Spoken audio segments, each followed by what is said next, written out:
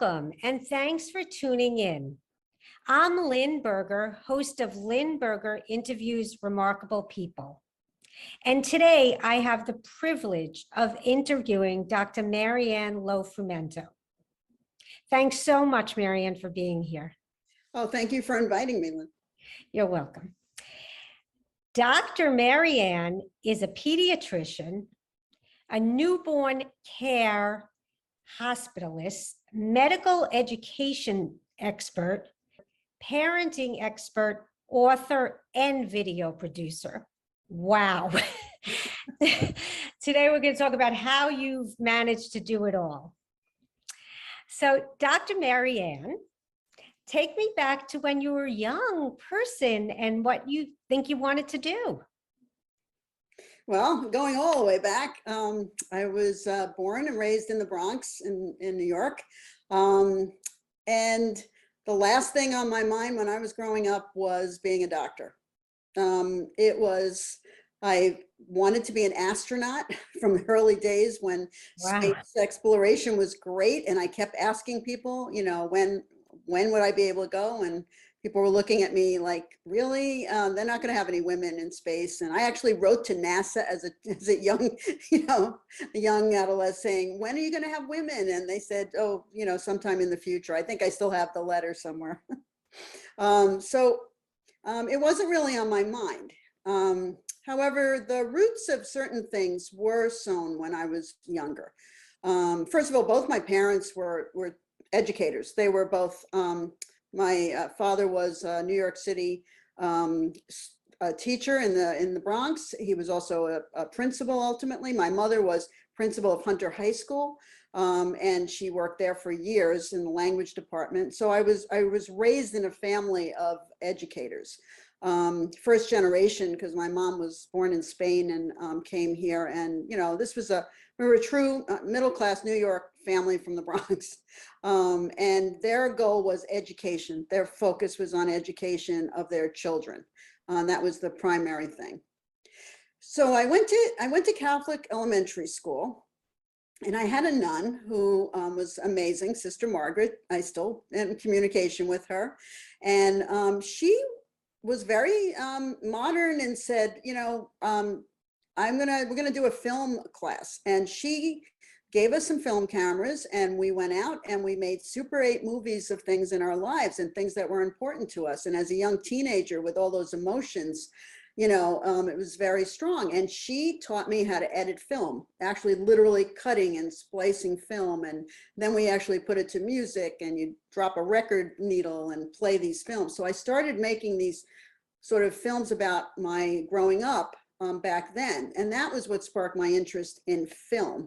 So I went to Bronx Science after that. And even then, I did not want to be a doctor. It was not on my radar. I wanted to be, now we were into like Watergate and how exciting it was to be a journalist. And I wanted to be a journalist and a writer. And so I started writing. And from the skills I got also from Sister Margaret of how to write properly, and then at Bronx Science, learning how to do essays and do really good research work, that really kind of set the stage for me to be writing, and that became a big part of my life and still is. So I had film and I had that, and I always loved children, and I found myself babysitting and always taking care of so many kids. I learned a lot about childcare, and I learned a lot about children. So I think the seeds were there, but I had no intention of being a doctor. This was like the furthest thing from my mind. My wonderful pediatrician, who was herself a Holocaust survivor, and every year she would ask me with her German accent, she would say, are you going to be a pediatrician? And I would say, no, I'm not going to be a doctor. I mean, literally every year. And then finally, when I did become one, she was the happiest person. And she said, you see, I always knew that you were going to be a pediatrician. So somewhere she saw in me something that sparked later on. And it's just amazing the roots that you get from really good people that believe in you. And so maybe I've not become an astronaut, but I've achieved other things that were really the seeds were planted by some really wonderful people in my past. Well, they saw wonderful things. Oh, they at least saw that I had the spark to do it, I had the typical growing up, I was not a great adolescent. I was like getting into trouble like everybody else, hanging out in the neighborhood. And it's funny, those relationships are still there, we're very strong. And those are the people who cheered me on when I went through my whole path in life, kept those relationships from my neighborhood going. Great. So tell us a little bit about when you, after medical school, where you practiced, what you did. So I went to Barnard College, which was my next influential place to be. And at Barnard, I also was not pre-med in the beginning. And what happened is that I was dating someone who wanted to be a doctor. And he said, well, they have one volunteers at Columbia Presbyterian at Baby's Hospital. And I said, well, I'll do that because I like children and, I'll try to volunteer. So I did do that volunteer work.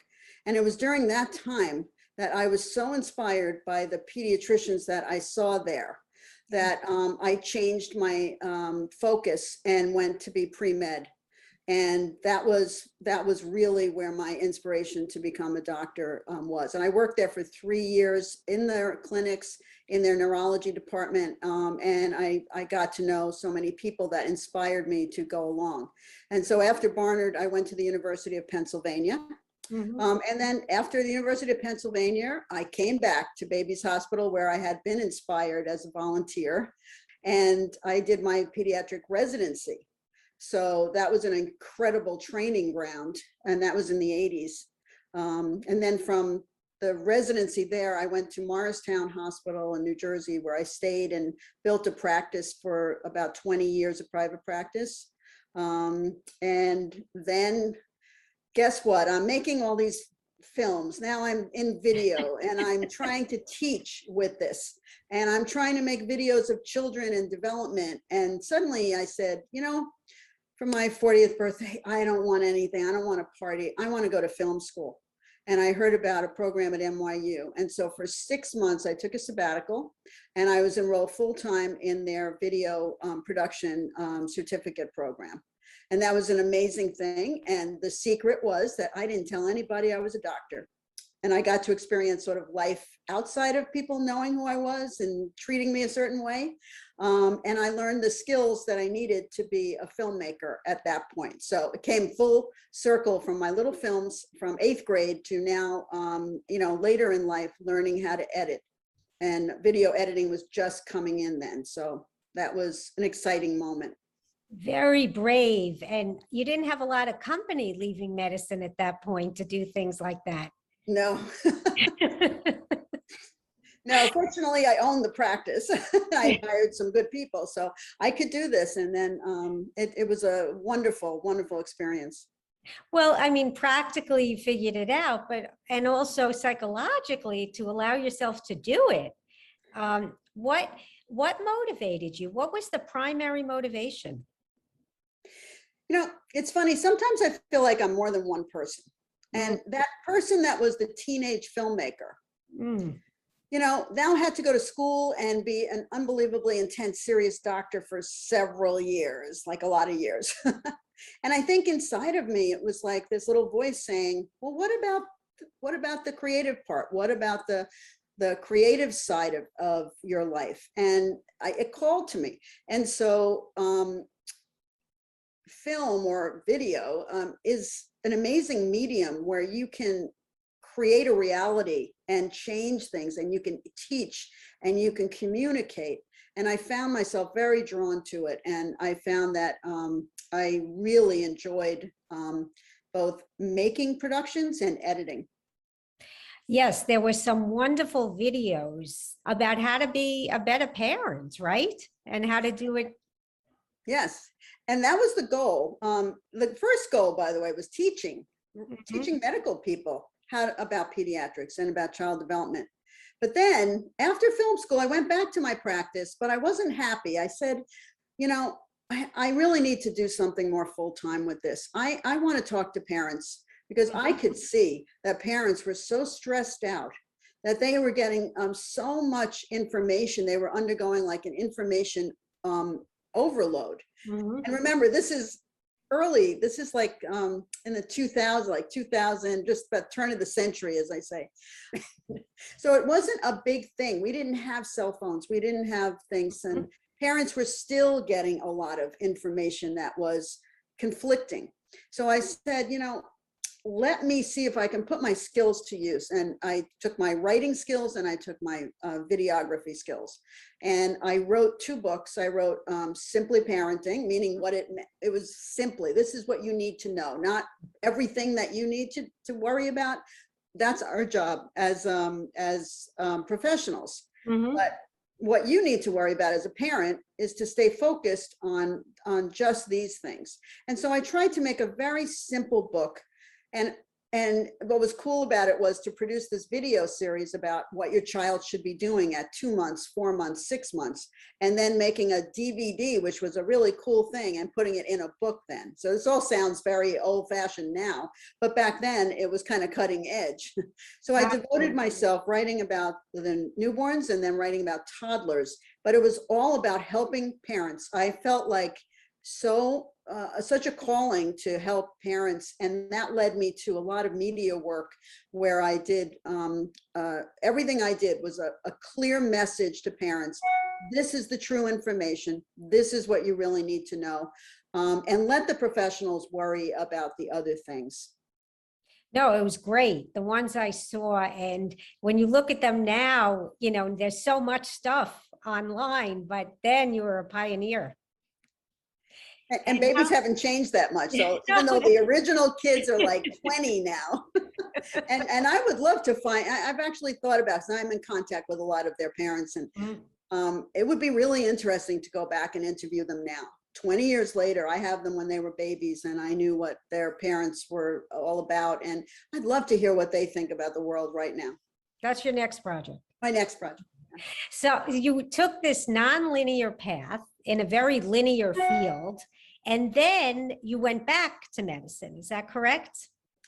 That is correct. Right. So I did that for several years, and about almost 9 years actually. And I did a lot of television. I did a lot of cable shows, and that was all very exciting. And I loved having the green room experience. I was on Montel Williams and a show on TLC called Surviving Motherhood.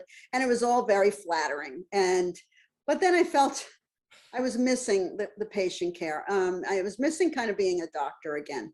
And when I had an opportunity to become a newborn hospitalist, I said, it's a new field. It's about newborns, which is what I was writing about. So everything kind of fit in that time. And then I went back and then became the medical director of the newborn nursery at Morristown Hospital. And I did that for the next 10, 11 years. Okay. And then in between all this, you did something pretty incredible. You founded Hands Up for Haiti. Is that correct? That is correct. Timing is everything. So I started this new job, and unfortunately there was the catastrophic earthquake in Haiti in 2010. I mean, it was horrendous. 250,000 people died. It was so much destruction and loss of life, and loss of so many people injured that a friend of mine called, and she had been one of my colleagues when I first started in my residency. And she said, I'm going to Haiti to help out. Do you want to come? And I was like, I don't know anything about that. And she said, neither do I, but they need doctors to see children, and you want to come? And I said, yes. So we went, and it was only supposed to be a 1-week thing. It was going to be just help out, maybe a week, 10 days. And my life was changed when I got there. We actually were not sent to the earthquake zone because they didn't need pediatricians there. They needed surgeons and trauma doctors. They needed us to go to the north of Haiti where all the children were being sent, and to help take care of the children. But, you know, television, books, where you can read about poverty, you can read about suffering. But when you are there, when you are on the ground, and you see children who are suffering so much, these children they were thin. Many had no full clothing. They didn't have shoes. Some of the slums that we were going to help out in, there was just raw sewage, and these children are playing around in areas that it just shocked me. It shocked me to the core. I often describe it as my personal earthquake, which is inside. It woke me up to say, how did I not know that that there was this much suffering? Have I closed my eyes to it? I mean, we can live in such a bubble in this country where we have so much.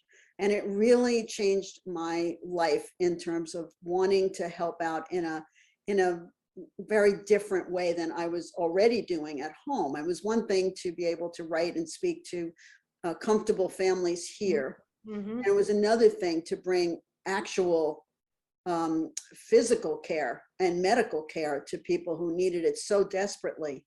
And it just, I had no idea that so much was needed. And when we got back, my friend and I said, you know what, we have the skills, we have the resources to do this. We started a nonprofit, Hands Up for Haiti, Mm-hmm. with the original intention of bringing teams down to help out. Right. It evolved over the years, though. And 10 years later, and 10 years for a nonprofit to be surviving is really amazing. And so for 10 years, we evolved so that we began working much closer with the Ministry of Health, with the different hospitals that we could partner with the Haitian doctors and nurses. We started doing a tremendous amount of education and training and bringing supplies and setting them up to be able to run the clinics that we have. So I'm very proud of our staff and very proud of the work that we've done. I mean, in the process, I brought teams of young residents and medical students and trained them in global health. That was part of my mission too. Mm-hmm. Inspire the next generation. Let's get them to do this and want to do more as they go. And I think that was very successful. We took over 300 residents, medical students, or nurses to Haiti to be trained in the last 10 years. Wow. I'm very proud of that.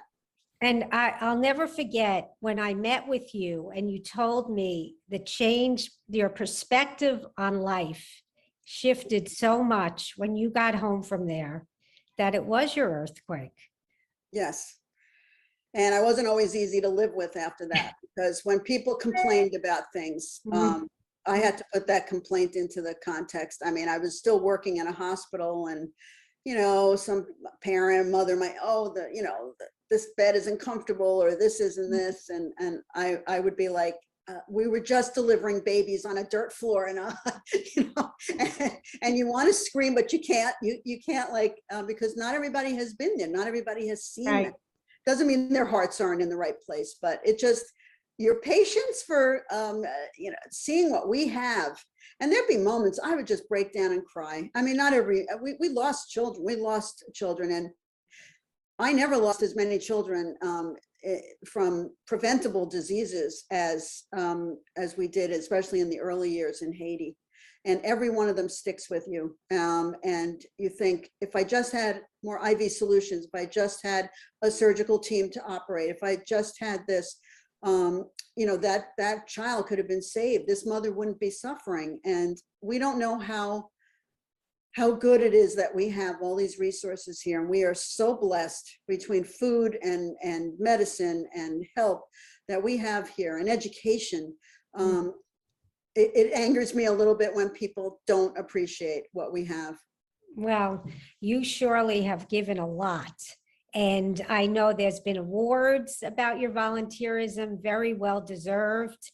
And, it just excites people to want to volunteer, right? Your enthusiasm, you've really. I do drag a few people along. Yes.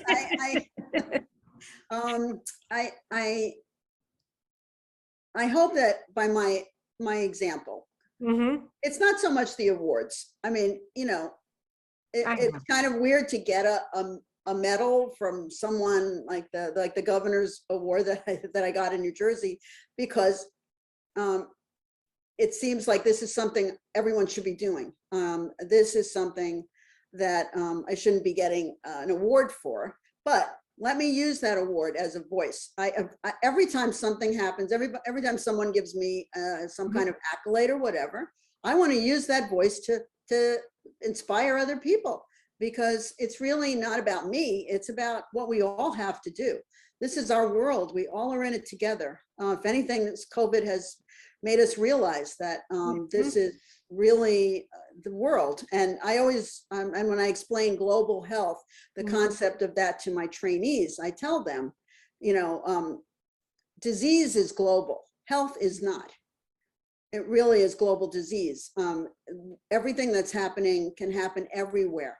We have more health here in our country. The disparity is in the health that people have and the access to health care, which, as many people believe, it is a human right, and is one that is not shared by everyone around the world. How have you been able to do all this? I've been blessed with a few things. As I said, I had wonderful mentors along my life, people who inspired me, people who were strong, especially strong women, I will say, because growing up in the 60s and 70s, it's not like everybody was telling women to go out and do everything, until I got to college, and it was the 70s, and women were like, you can do everything. And we realized after a while, yes, you can do everything, but as I tell people, you can't do it all at the same time. No. So when I think of my life, I've done things, but then I couldn't do them all at the same time. I had to leave my private practice, which was a really, really successful practice. It's one of the largest still in northern New Jersey. I had to leave my practice of 20 years to be able to write the books and to produce the videos. I had to leave that life to go and become a newborn hospitalist, a career I'm enjoying immensely. I mean, and even this last year, I moved to New York and I'm working at Columbia Presbyterian at a new place. And it's like, gave me a whole new sense of energy and a new place to be able to teach and to bring the skills. But you can't do everything at the same time. I mean, I did fit in being a mother in there too, and a mother, a wife. I have a wonderful husband and partner, raised my daughter as well. I didn't have 4 children. Some of the younger women today can do that, but back in my day, there wasn't a lot of room in the beginning to have multiple children and still run a practice and teach and do a lot of things. So I think having a wonderful person who helped me take care of my child for over 20 years, having a wonderful relationship with someone who helped was key, so that if my husband and I were both away or weren't able to, I had someone I could trust taking care of my daughter. I think one of the things that you said that just are so important is at different periods, you had different values and priorities, and you were able to act on them. And, during that Halo production time, you're able to be out there more doing media, videos, etc. And then other times you were down in the trenches. Look at yourself in Haiti.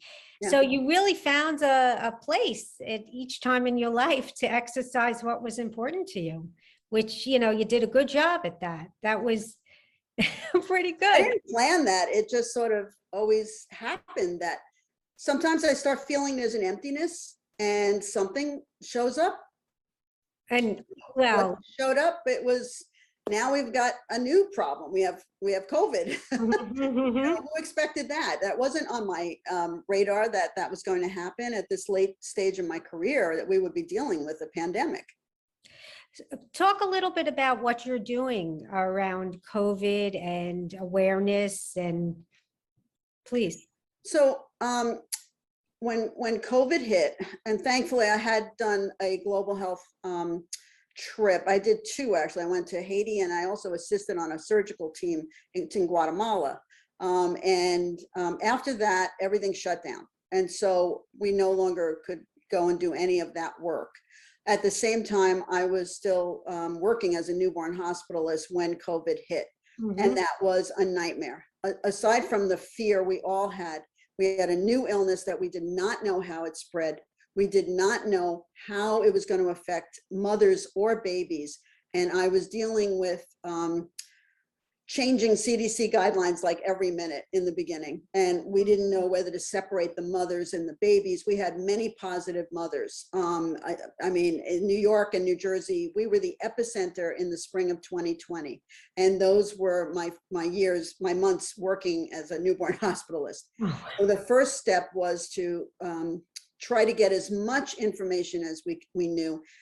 The hospital called on me to write things and to translate into readable material, the COVID guidelines for parents and expectant parents. And so I did a lot of writing and using those skills of communication to, in the beginning, tell parents what we knew, what we didn't know, and what the guidance was for them and their babies. And parents were terrified. And the other problem were parents were isolated. For the first time, we had to shut down visitors. We had to shut down so much in maternity, so much of the joy of things, photography, relatives coming, flowers being delivered, or food. Everything stopped. Parents had to stay in their room from the time that they delivered the baby till when they went home. So I use all of my skills now, whether it is social media, whether it is writing, whether it is speaking, one-on-one with patients, informing my friends and staff also of what the reality is. I keep up every single day. I keep up on any changes or anything that's been happening. I try to keep my ear out to what the next steps are going to be. This way, I keep ahead of some of this information. But even I am shocked by how hard it has been to communicate this. I will just give you an example. Women being worried about fertility and the vaccine. That put off more women from getting that shot, fears of pregnancy and that. And now we know that women who are pregnant and get COVID are so much more likely to potentially end up in an ICU or die or have their babies be born preterm or ill. So we know now this is something that they should do, but the misinformation, disinformation campaigns, I really do believe any medical professional who spreads these things knowingly. I'm starting to agree with the licensing boards that you know, you can't be a doctor if you're not going to tell the truth, because that trust, if that trust is eroded, it's hard to get that back. So that's my mission right now, aside from my daily work. Well, thank you. Get the truth. Well, thank you. You truly are a remarkable woman.